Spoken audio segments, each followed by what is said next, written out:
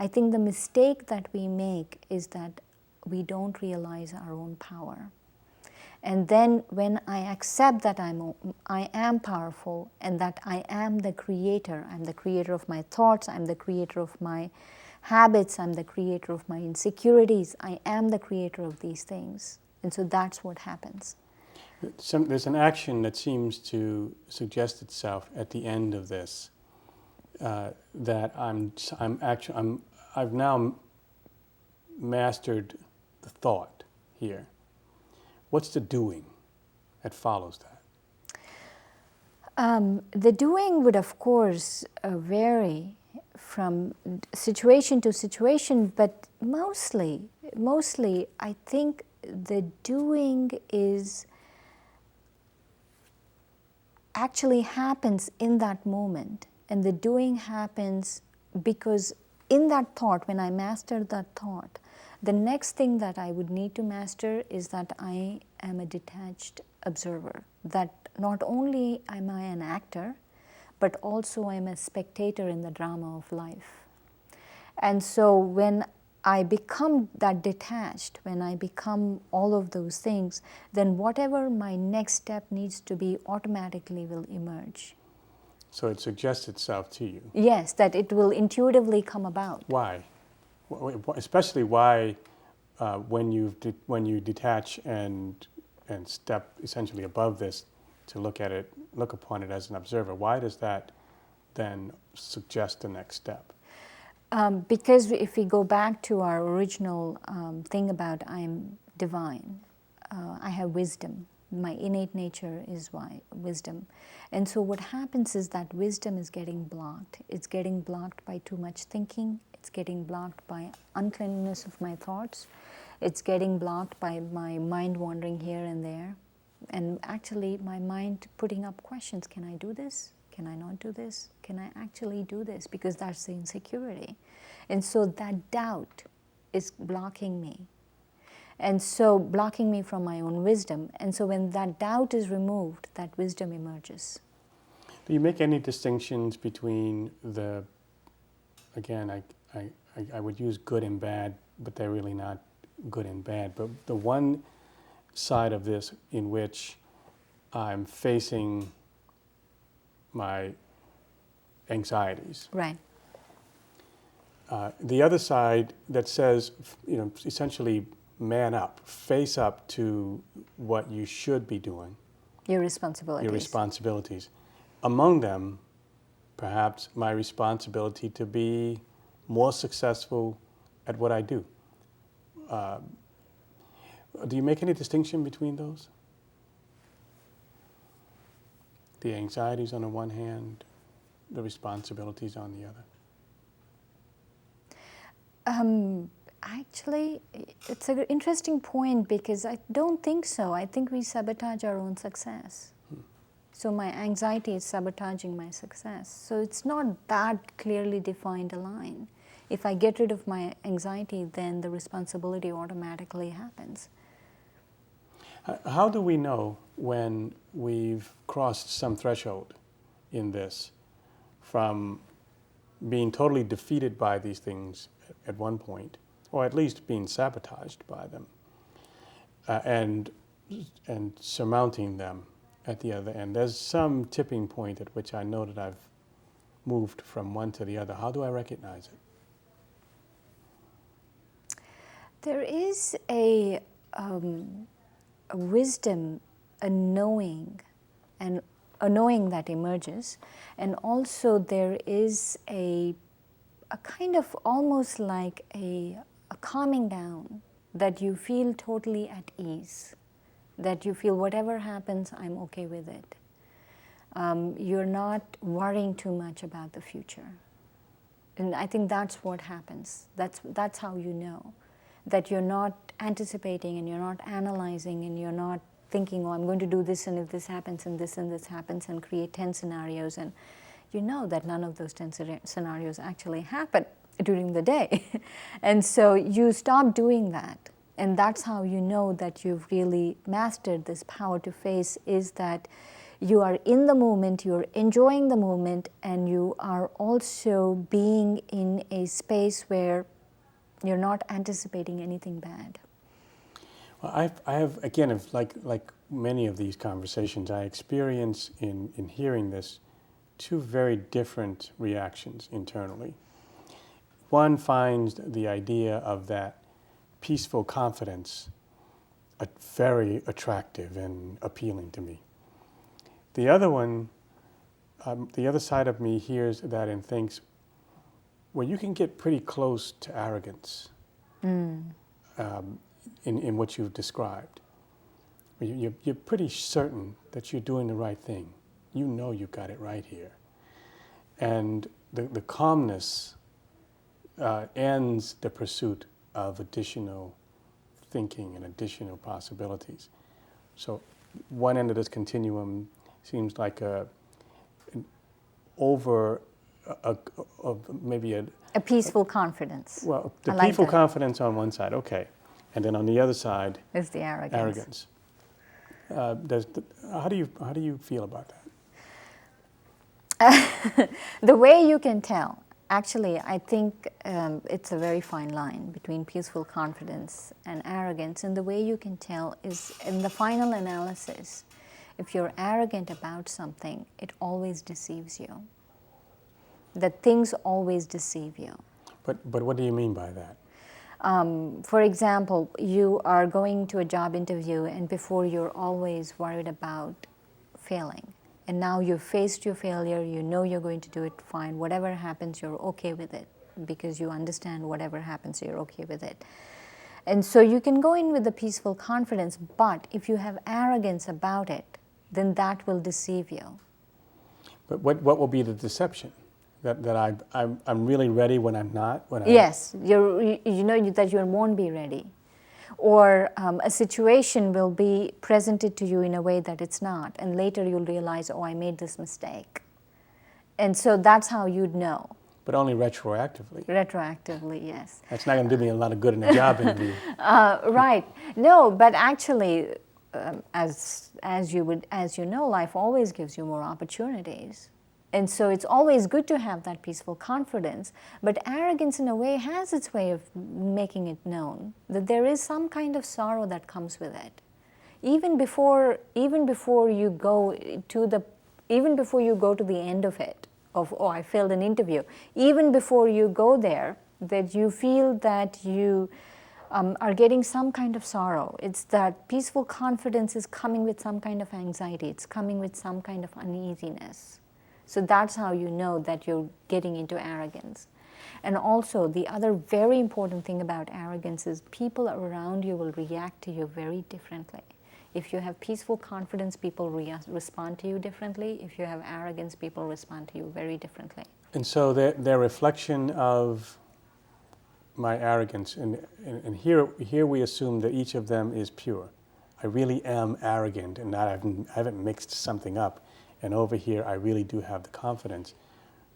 What about the people around me tells me which one of them I am? If they are reacting in a way that they are not happy, or they are showing you that whatever you are doing is, they're not pleased with it. In a way, they do show, people around you in some way or the other show that they're not really pleased with the way you're going about things. And so that's how you would know it's arrogance. And there really is nothing called pure arrogance, because arrogance happens because there's a lot of mixture of the vices within the self. Deception being one of them. Yeah, deception being one of them. Well, I know the answer to my next question. Meditation. That's the answer to my next question. Now let me ask it. What role does meditation play in getting me to the point that I can face some of the things that you're talking about? Meditation, I feel sometimes is misunderstood. Meditation doesn't mean that I'm sitting in a quiet room and blanking my mind. Actually, meditation, if used properly, can master the mind, that you can actually master the mind. And there's only one way of mastering the mind, and that is with wisdom and with knowledge and with understanding. So it's actually first knowledge, the understanding, and then wisdom. Actually, they go in that order.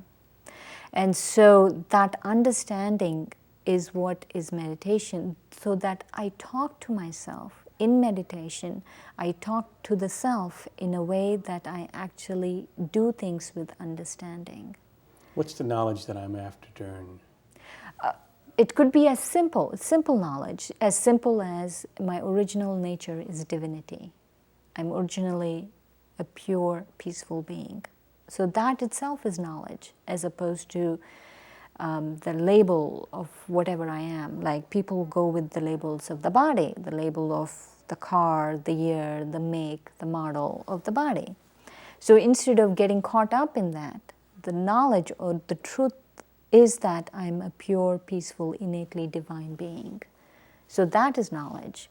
And then I keep on understanding that more. I keep using that knowledge so that I understand it more. And that emerges my wisdom more.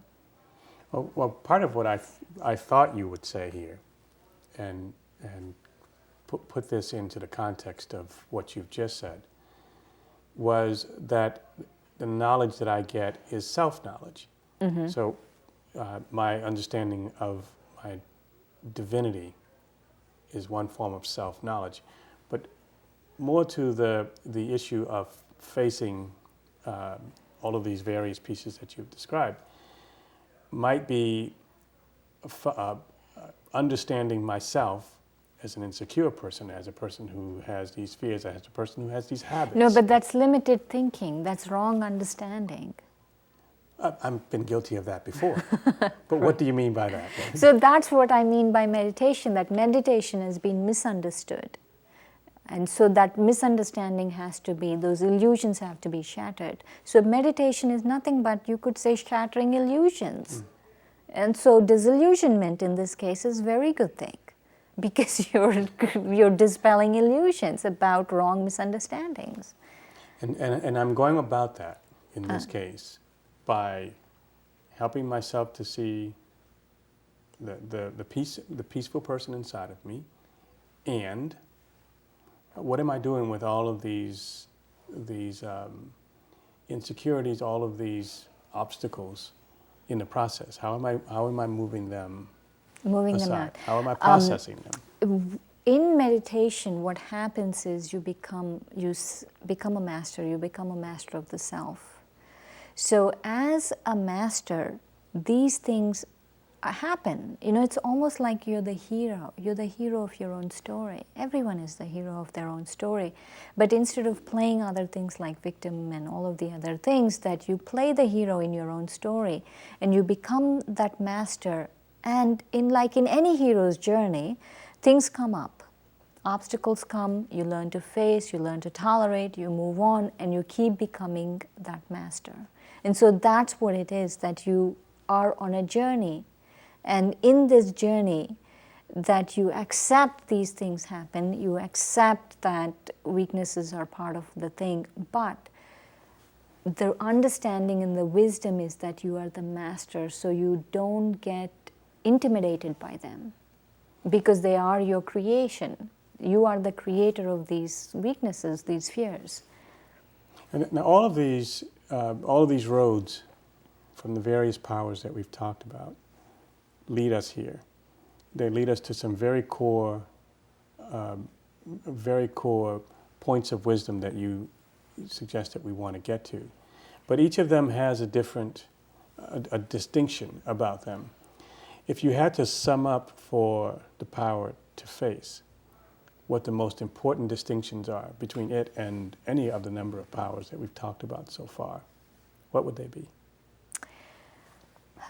The power to face is the ability to face and resolve whatever needs to happen in my life, whether it's my past, whether it's my insecurities, whether it's my fears, it's my responsibilities, all of those things.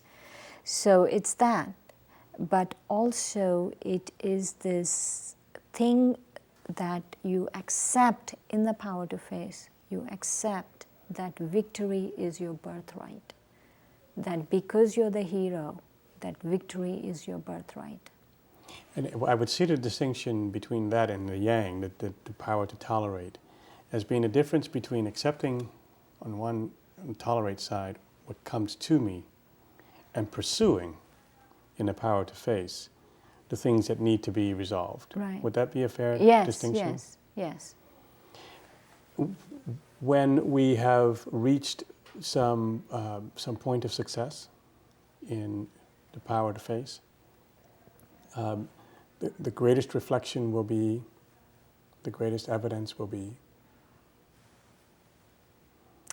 I think the greatest evidence would be that whatever happens on your journey, you completely are at ease and you feel that everything is beneficial. You don't take sorrow from whatever situation is happening. Would you like to offer any closing thoughts? Sure. The one thing that I want to sum up the 4 main things that you would need the power to face. One is that you are divine, that your original nature is divinity, that everything is beneficial. Learn to be a spectator and also an actor, that you take responsibility, you do spectator and an actor. And then the last one is that whatever happens, you'll be okay. That I am the hero, so I will be fine, I will be victorious. Do you have to say that a lot to yourself to get it to go beyond thinking and turn it into living? Because it does sound to me in some important ways like a huge moment when I can reach that point of acceptance. Yeah, you do have to. Truth is something which is very simple, but you have to keep reinforcing it to yourself for it to become a reality in your life. It would be helpful to have some sense of how long into a journey I might expect to be able to get to that point. The journey is actually about a distance. It's about a distance, and the distance is the starting point is limited consciousness, consciousness of me not being good enough, to the end of the journey is completely accepting and living my divine self. And so the length of that, how long you're going to take to travel that distance is completely dependent on how easy you are on yourself and how fast you're willing to learn and go there. But a lifetime? A week? Week. If you're willing to learn that quickly, week is actually, so it's not about time. It is about that change, that shift in consciousness from this point to that point. So however long it takes you to shift your consciousness. Well, we've got to face the fact that our time is up here. So thanks a whole lot for this conversation. Thank you. It was delightful.